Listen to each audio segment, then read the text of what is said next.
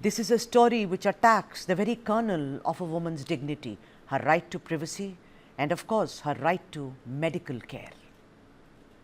This is about 30-year-old Rupa from Kakol village near Rennabennur, who went to Haveri district hospital as she had severe labor pains. It was the 18th of November, and even as Rupa waited, her family was told that no beds were available in the labor ward, and with that painful contractions increasing every second, while she made her way to the restroom, Rupa delivered her baby in the corridor of the hospital.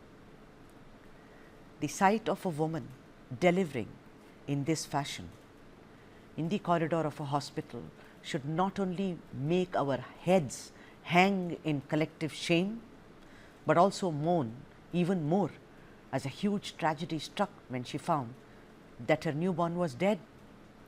And thereafter began the slugfest. Rupa's family, already struck by a mountain of a tragedy, alleged that there was negligence on part of the doctors and nurses in the hospital, and how their pleas went unheard as many were allegedly busy on the phone, and worse, apparently the newborn had fallen on the ground and died. Now, this district hospital, Haveri Institute of Medical Sciences, has 330 beds, and there are plans afoot to increase the number. Rupa's family alleged that because no beds were available as told to them by the authorities at the hospital, the woman in labor was made to sit on the floor and later asked by a doctor to go visit the washroom, which led to this tragedy. Apparently, the washroom, which is attached to the labor room, was busy. She was made to walk to the other washroom. The hospital has defended its stand and said that when Rupa came in to the hospital with labor pains, she presented with high blood pressure and was also complaining of abdominal pain, and finally gave birth to a stillborn. This is their version.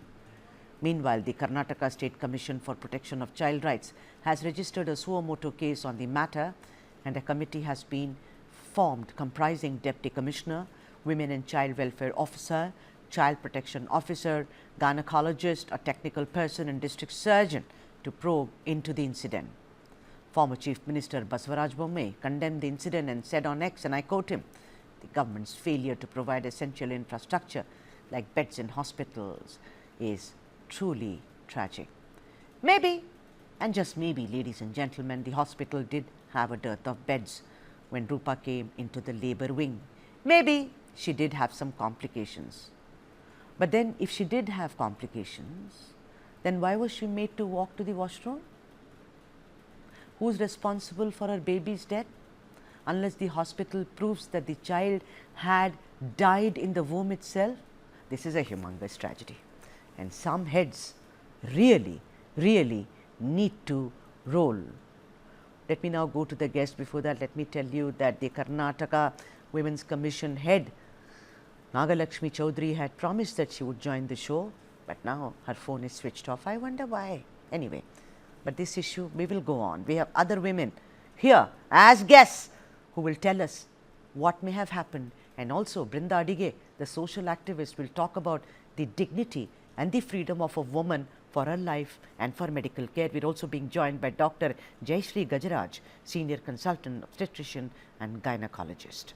Let me first go to Brinda. Brinda, what does one say? I was shaking when I read the story. I mean, you know, what is this? Sudha, like you mentioned, you were shaking. It is tragic. We need to hang our heads in shame, but that's not enough. There has to be outrage. We are talking about a medical college that has this hospital attached to it, which means it gets its subsidies from the taxpayers' money. And how can nobody be held accountable? It is no longer tragic, it is criminal negligence.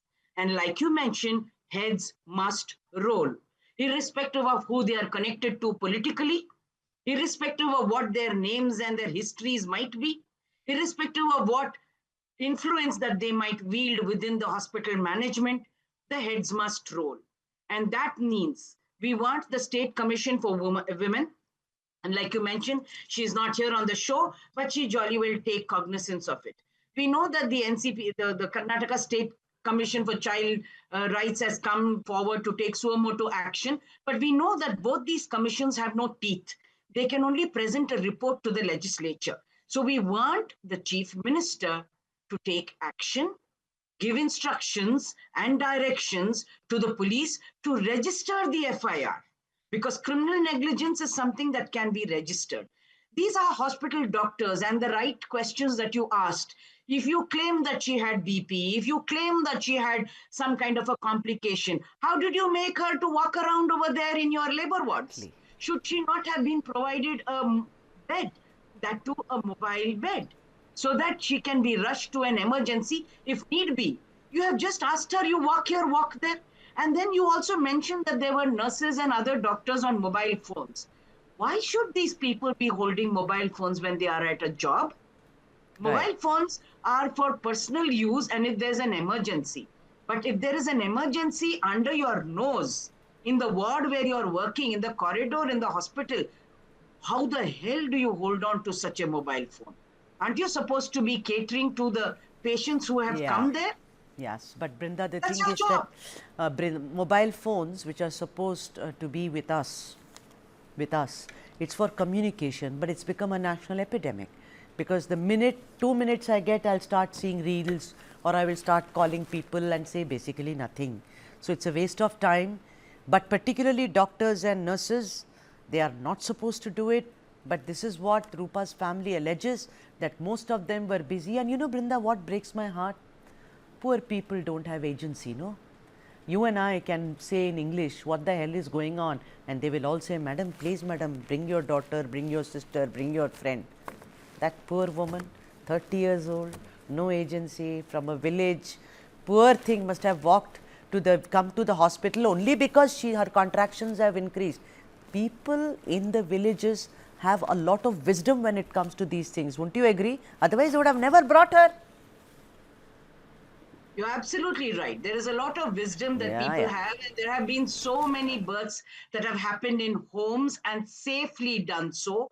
And here they come to a medical college hospital just to have that baby die because of the negligence, criminal negligence. I want to stress on that phrase. It is criminal negligence. Let's not use soft words like tragic and how sad. No. We do not want to use this. Tragic is for that mother and the father who lost the baby, the family that lost this baby. But everything else is shameful and criminal negligence, and action must be taken.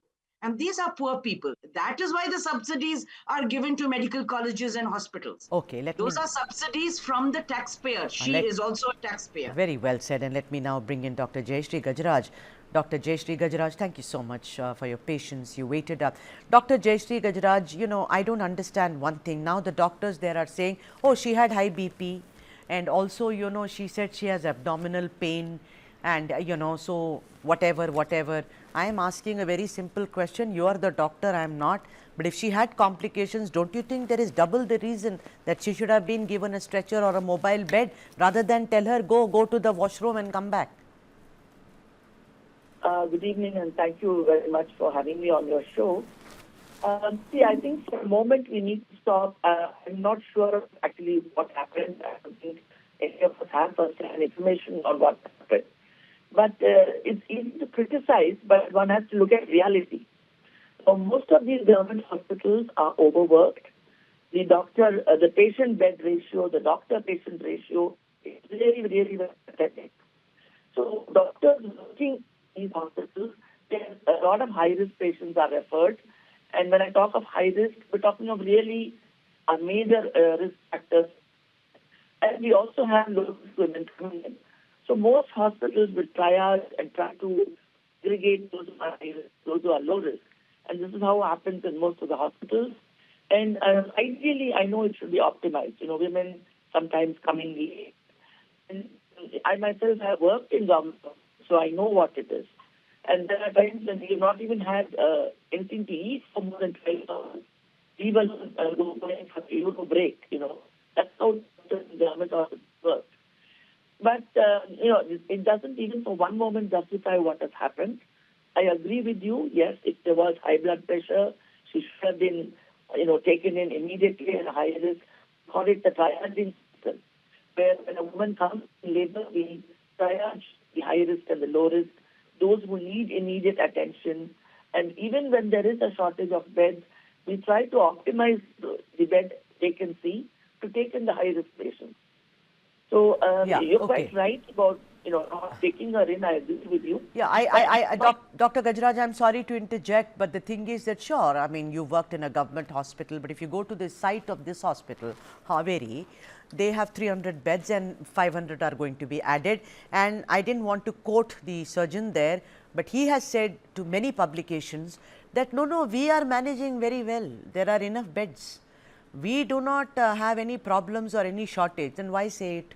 And I'm asking you something. Suppose, doctor, I'm going to give birth. You know, dilation happens. You know that better than I know, right? I'm pregnant. I come to you. I'm almost going to give birth. Won't you make some makeshift arrangement for me, or you're going to say, no, go to the bathroom and come back? Because, doctor, also what happens is that there is now two sides to the story. According to the doc, she gave birth to stillborn. Now, according to the family, the baby was born, fell on the floor and hit the head and died. You know, what a horrible, like Brinda says, this is criminal negligence. It is nothing but heartlessness. And it is not the first time.